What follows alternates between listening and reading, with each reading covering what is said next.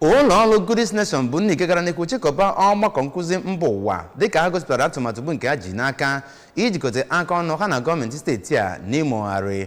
mmemme akọmọrụ ugbo n'ime obodo a. Ya bụ ọgbakọ nkụzi bụ nke emere n'Ọka nke dọtara ndị nke si n'obodo dịgasị iche iche n'ime obodo a ya nakwazi ndị nke ga-enyekwazị aka ịhụ na enwere agamnihu n'ihe ndị nke a na-eme na akọmọrụ ugbo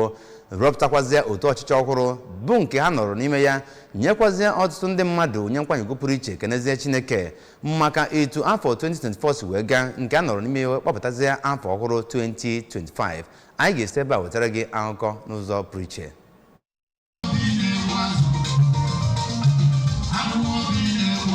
Goodness Nation bụ otu aka gọọmenti adịghị na ya bụ nke nwekwara ngalaba na akụkụ obodo Naijiria niile bụ nke ndị ntorobịa gbakọtara ọnụ wekọta akụngwa ha nwere iji wee kwalite onwe ha ma nyere ndị mmadụ aka n'obodo a. Onye isi otu ahụ bụ Maazị Goodness Echem mere ka amata na ya bụ otu bụ nke uche ya dị na ụzọ ọgbara ọhụrụ eji akọ ọrụ ugbo ịzụpụtakwa ndị otu ya nakwa inyere ha aka wepụta ọnatarachi ha. Oriakụ Lucy Nwankwọ, onye bụ Senate President nke otu ahụ, kọwara na ha bidoro n'afọ 2021 ma bụrụkwa nke ndị isi ya bụ nke a na-erugharị iji nyere aka ma kwukwe na isiokwu ha bụ inyere ndị enweghị ka ọha aka n'obodo site na enyemaka nkwado ndị mmadụ na-eweta.